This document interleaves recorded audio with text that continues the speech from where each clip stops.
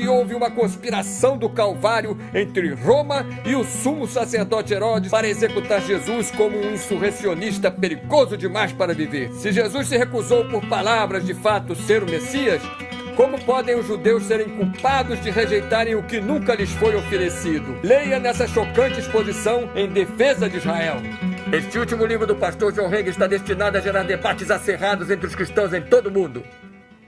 John Hagee não é de uma igreja batista independente, nem um seguidor da Bíblia King James, de modo que muitos dos que assistirão a esse documentário dirão: esse não é um dos nossos. Pois bem, e quanto a Sam Gibb, que há cerca de um ano pregou em uma igreja em Idaho e disse, e posso até citar palavra por palavra: vocês sabem de que eu nunca chamo Jesus, eu nunca o chamo de meu Messias. You know what I never called Jesus Christ? Sabe do que eu nunca chamei Jesus Cristo? I never called him my Messiah. Eu nunca o chamei meu Messias. You know why? I said, oh, he's a Messiah. He ain't your Messiah. Sabe por quê? Vocês dirão: ele é meu Messias, ele é o seu Messias? Unless you're a Jew, he's not your Messiah. Se não é judeu, ele não é seu Messias. We were never promised a Messiah. Nunca nos prometeram um Messias.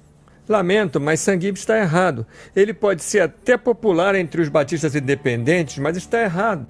Seja Sam Gibb ou Peter Huckman ou quem quer que seja, a palavra de Deus é a palavra de Deus e nós não permitimos nem Keith Scofield, nem John Hagee, nem nosso pregador favorito, nem nosso professor predileto interfira no que a palavra realmente diz.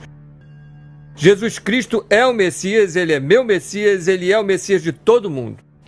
Hagee prossegue dizendo no artigo do jornal Houston Chronicle: muitos teólogos cristãos são antissemitas, porque dizem que o pacto com os judeus acabou, que os judeus foram substituídos pelo cristianismo e que Israel não merece os militares americanos e seu apoio. Os sionistas cristãos não somente gostam de ver o Hagee pregar que os cristãos devem apoiar Israel, como também exige que o governo americano apoie Israel militar e financeiramente. Como os cristãos evangélicos constituem grande parte da população votante, os políticos zelosamente fazem uma viagem até Israel para rezar para o Deus dos judeus diante do Muro das Lamentações.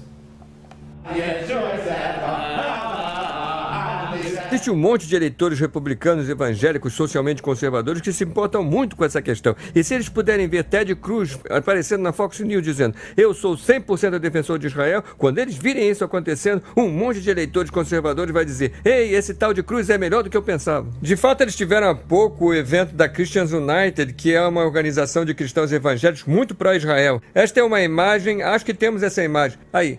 Rand Paul orando com eles. Ele está aí orando com o pessoal da CUF.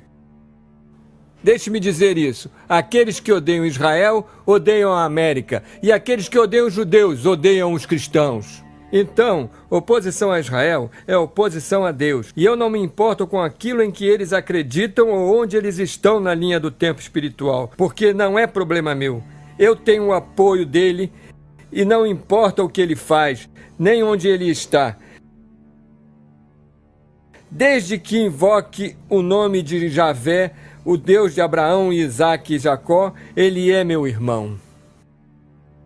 Haverá, eu acho, um volver na direção de um cristianismo mais bíblico, um cristianismo mais judaico.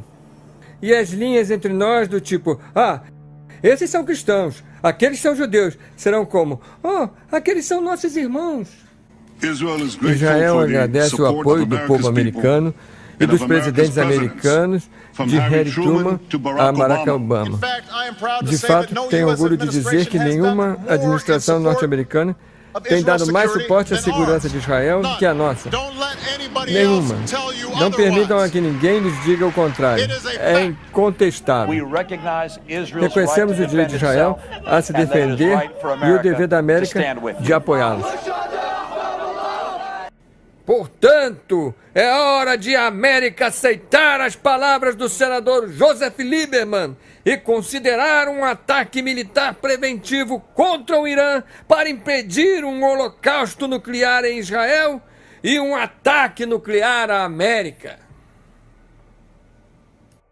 Em 2 Crônicas 19, um rei divino de nome Jeosafá estava indo ajudar Israel militarmente. Eis o que Deus disse a ele.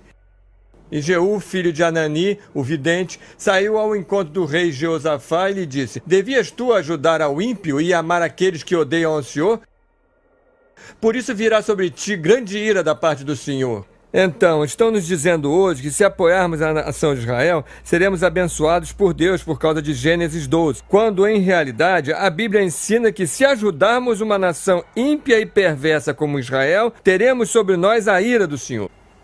Por que deveríamos nós, como cristãos acreditantes na Bíblia, apoiar a nação de Israel, quando a nação de Israel não permitirá sequer a um cristão imigrar ao país dele? Se você quiser imigrar para Israel, você tem que renunciar ao nome de Jesus Cristo. Então, para alguém se tornar um judeu ortodoxo ou ganhar o direito de retorno, ele tem que renunciar ao cristianismo, por exemplo? Tem, eles têm. Você não pode ser um judeu e um cristão.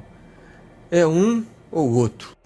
Então, com respeito ao moderno Estado de Israel, ele requer a renúncia à ex-afiliação religiosa,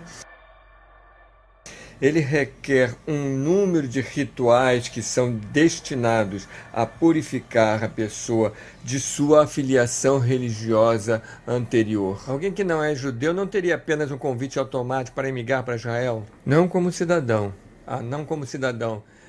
Para emigrar para Israel seria necessário renunciar ao cristianismo para se tornar um cidadão e também precisaria ser convertido por um rabino ortodoxo. Eu, pessoalmente, conheço homens que foram para Israel acreditando que Israel é a terra prometida e que os judeus são o povo escolhido de Deus, e eles foram para lá com isso no coração, e eles foram lá para testemunhar a eles e contar-lhes sobre Cristo. Mas é ilegal distribuir panfletos em Israel. Os policiais virão, os assediarão, eles ainda ficarão sob ameaça de prisão ou deportação. A Bíblia é verdadeira quando diz que eles são inimigos do Evangelho. Romanos 11:28. Quanto ao Evangelho, eles são inimigos para os vossos propósitos, mas quanto à eleição, eles são amados para os propósitos do Pai. Diz bem aí na palavra de Deus, eles são inimigos do Evangelho. Em junho de 2014, durante o mês do orgulho gay, a Embaixada dos Estados Unidos estendeu a bandeira americana e abaixo da bandeira americana eles hastearam a bandeira do orgulho gay. E pelos últimos anos, Tel Aviv tem sido votada a cidade gay número 1 no mundo. Dentre a própria comunidade gay, eles têm votado Tel Aviv como o lugar número 1 no mundo. Nem São Francisco, nem Nova York, mas Tel Aviv. Nós fomos estabelecidos para o estabelecimento de Israel. Nossas identificações estão por toda parte. Tire $1 do seu bolso. Veja o grande selo. Você nota que entre as asas abertas da águia, você verá a estrela de Davi, formada por 13 estrelas. Por que a estrela de Davi está ali? Em torno daquela estrela está o resplendor de nuvens da glória de Shekinah, representando a glória de Shekinah que estava sobre o tabernáculo. George Washington disse: eu quero que isso esteja no dólar, de modo que as pessoas reconhecerão a contribuição do povo judeu para os Estados Unidos da América. Os cristãos atuais estão não somente sendo instruídos a apoiarem os judeus e Israel, como também as estranhas doutrinas do Talmud e da Cabala estão se alastrando nas igrejas e sendo ensinadas como doutrina cristã. Por exemplo, muitos pastores fazem uso do termo Shekinah, como se pertencesse ao Velho Testamento em hebraico, quando na realidade a palavra nunca é encontrada uma única vez na Bíblia. Então, a Shekinah se refere à presença divina, e é uma palavra feminina a propósito, não é masculina. Por exemplo, se Moses de Leão tivesse aparecido e dissesse: tenho uma ideia, Deus é uma mulher, isso poderia não ter caído muito bem. Mas agora ele está dizendo que o velho rabino Shimon estava nos ensinando sobre Shekinah, a metade feminina de Deus, e seu romance com seu parceiro divino, o sagrado, abençoado seja ele. Então, existe uma crença de que Deus possa ser ambos, masculino e feminino. A Shekinah é a presença permanente de Deus no universo. É o que emana do ser de Deus. Mas para os judeus, Shekinah e Deus são um e o mesmo, e é quase proibido separá-los. Deus simplesmente se manifesta, ele próprio ou ela própria, na forma da inspiração de Shekinah. Shekinah é algo que faz parte do Talmud, faz parte do judaísmo, não do cristianismo. Apesar disso, quantos pregadores batistas têm usado essa frase, a glória de Shekinah, e não consta sequer da Escritura? Amigos, precisamos de entender bem isso, que a glória de Shekinah